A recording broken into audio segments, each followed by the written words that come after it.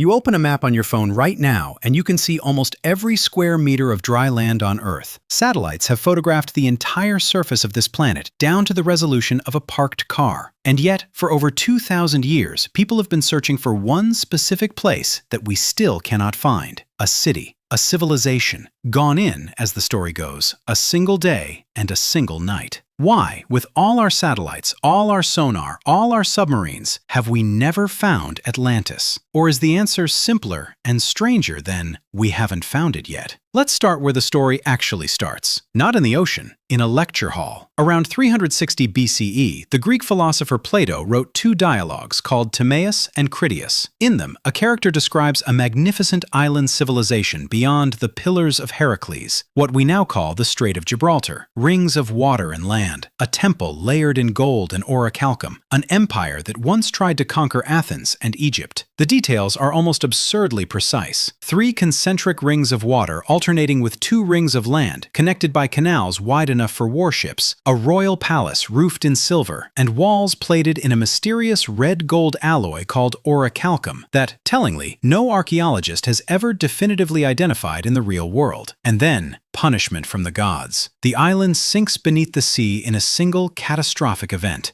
Gone. Here's the detail almost everyone leaves out. Plato wasn't writing history, he was writing philosophy. Atlantis appears nowhere in Greek literature before him. Not in Homer, not in Herodotus, the so-called father of history, who traveled obsessively and recorded rumors from 3 continents. Nothing. One writer, one mention, and an entire myth was born from it. So why did people believe it was real? But here's where it gets interesting. Plato may not have invented the idea from nothing. He was almost certainly drawing on something. In 1600 BCE, give or take a few decades, the volcanic island of Thera, modern-day Santorini, exploded in one of the largest eruptions in human history. Archaeologist Spyridon Marinatos proposed in 1939 that this eruption devastated the Minoan civilization on nearby Crete, a sophisticated Bronze Age culture with plumbing, frescoes, and multi-story palaces. Excavations at Akrotiri, buried under volcanic ash like a Mediterranean Pompeii, confirmed a thriving, advanced society existed right there and vanished with startling speed. A real island, a real collapse, a real memory that could have echoed, garbled, and exaggerated for 1,000 years before it reached Plato's ears. So is that it? Case closed? Mystery solved? Not quite, because the timeline doesn't fit Plato's own story. He said Atlantis existed 9,000 years before his own time, placing it around 9,600 BCE, deep in what we call the Stone Age, when the largest human settlements on Earth were small clusters of hunter-gatherers, not gold-plated metropolises with harbors and canals. There is no archaeological evidence anywhere of an advanced seafaring empire at that date. None. Which leaves us with an odd possibility. Maybe Plato simply got his math wrong. Or maybe, and this is the theory some historians favor, he added the number deliberately, borrowing the gravitas of ancient Egypt, which was already ancient to the Greeks, to make his fictional morality tale feel unshakably real. What the research doesn't tell you is how much damage that single choice did, because for the next 2,000 years, readers took the number 9,000 literally and went looking. By the age of exploration, Atlantis wasn't just a philosophical footnote anymore. It had become a blank canvas onto which people projected their own obsessions. In 1882, an American congressman named Ignatius Donnelly published Atlantis, the Antediluvian World, arguing that Atlantis was the mother civilization behind Egyptian pyramids, Mayan temples, and nearly every ancient culture on Earth. It's worth pausing on how strange that claim really is. It assumes ancient Egyptians, Mesoamericans, and other cultures on opposite sides of an ocean couldn't possibly have invented pyramids independently, so a lost mother civilization must have taught them all. The book was wildly popular and completely unsupported by evidence. It also, uncomfortably, planted seeds for something darker. In the 1920s and 30s, certain nationalist ideologues in Germany seized on Atlantis myths to construct pseudo-historical claims about a lost Aryan homeland, a supposedly superior root race whose survivors had scattered across the globe after the flood. A philosopher's cautionary tale about hubris had, by then, been twisted into justification for supremacy. Plato, one imagines, would not have approved. Which raises the question, why does this myth have such a magnetic pull on us in the first place?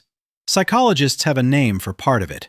A 2015 study on conspiracy and mystery beliefs, published in the journal Applied Cognitive Psychology, found that people are drawn to explanations involving hidden, grand narratives, specifically when they feel a lack of control over complex events. A lost, technologically superior civilization, wiped out by forces beyond its control, is, psychologically speaking, comforting in a strange way. It tells us that even the mightiest fall.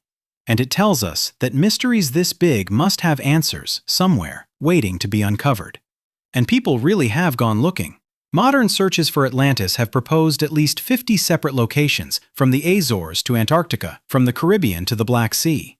In 2011, a research team using satellite imagery and ground-penetrating radar claimed to find concentric ring structures in the marshlands of southern Spain, near Cadiz, and connected them to Atlantis in a National Geographic documentary.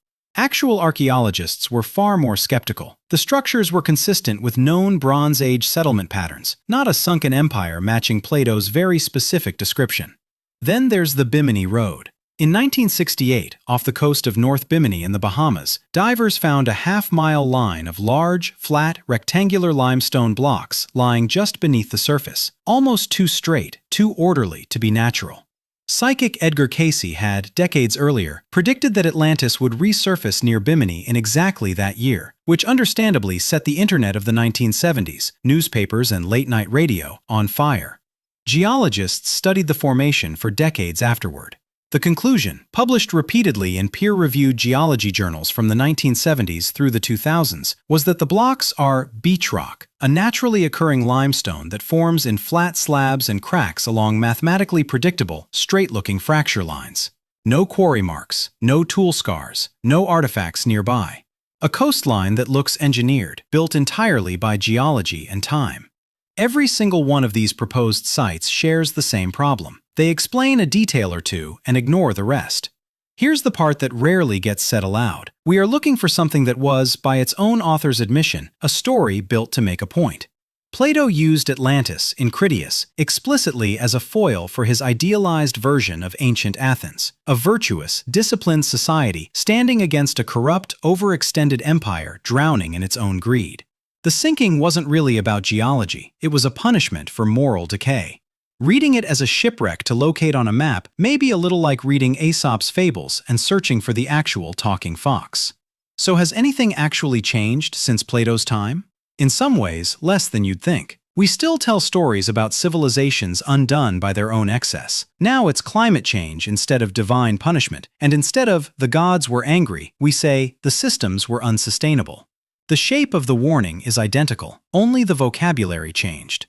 And in other ways, everything has changed. We now have the tools Plato never dreamed of: multi-beam sonar that maps the seafloor in 3 dimensions, autonomous underwater vehicles that can survey depths no diver could reach, and satellite gravity data precise enough to detect submerged mountain ranges. We have mapped over 80% of the world's oceans in at least low resolution, according to the Seabed 2030 project backed by the Nippon Foundation and GEBCO. If a city-sized structure with rings, canals, and stone architecture existed anywhere in shallow coastal waters, the odds of it staying hidden shrink every year. We are, technologically, more capable of finding a lost Atlantis than any generation in history. And still, nothing.